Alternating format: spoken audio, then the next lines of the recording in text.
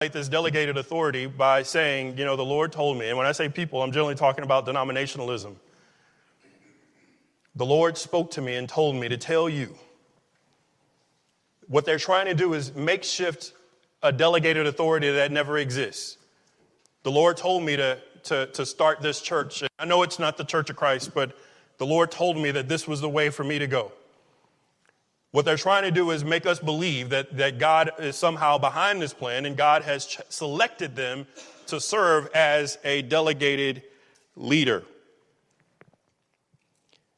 Moses had the type of relationship with God that he would even defend his people. When you go to Exodus chapter 32, when the children of Israel were downstairs, and I'm going to bring out this other leadership style called laissez-faire, where you would leave the people to do what they want to do, assuming that whatever you have inspired them to do is great enough to sustain them, even in the absence of a leader. That's called laissez-faire. Moses went up on the mountain to receive the law from God, and the children of Israel were downstairs at the foot of the mountain. And you would like to believe that during that time period, the short time period that Moses was up on the mountain, that the people would have maintained their loyalty to God. And at bare minimum, maintain their loyalty to Moses. But what actually happened was that they selected a whole new God. They created one. And God wanted to destroy the people. And Moses entreats God. And if you look at the last verse of verse 14, the Bible says, and the Lord repented of the evil which he thought to do unto his people. Moses was able to convince God to change his mind about destroying his people. That's the relationship that they had.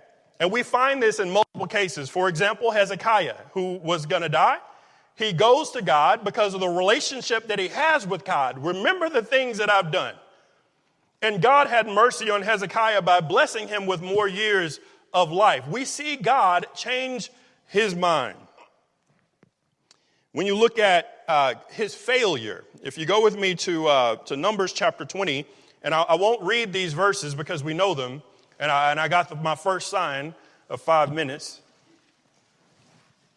When the children of Israel were rebelling against Moses, Moses was so frustrated. God had told Moses to speak to the rock. That was the delegated authority that he had. Speak to the rock.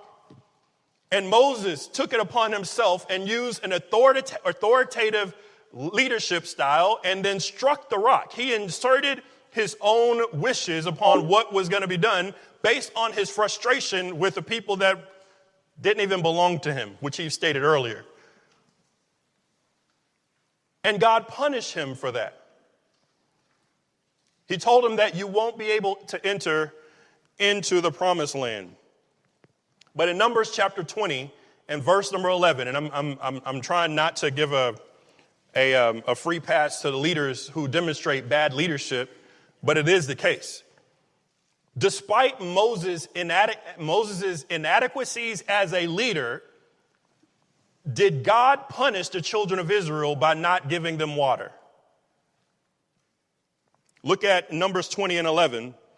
The Bible says, and Moses lifted up his hand, and with his rod he smote the rock twice, and a water came out abundantly, and the congregation drank, and their beasts also. What does this let me know? That God can overcome the inadequacies of the leadership of people.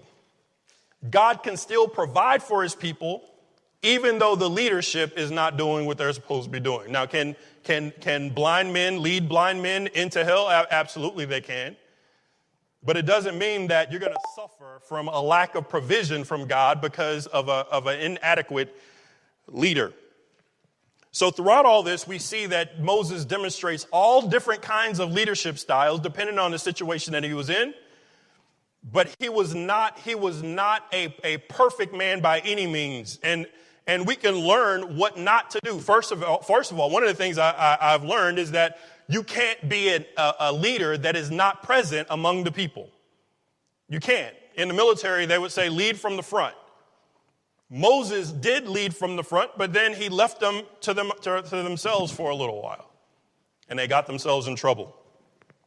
Another failure, which sometimes we miss, is Moses and Zipporah. Anybody remember what Moses did not do?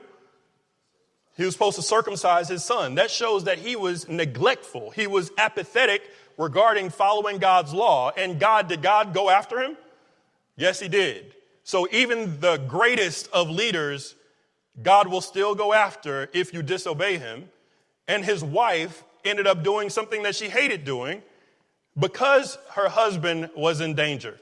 I don't know why Moses didn't do what he was supposed to do. Maybe it was because his wife didn't want him to. Don't you hurt my baby. But it almost cost Moses his life. I'm about out of time. Does anyone have any questions, quick questions we can address?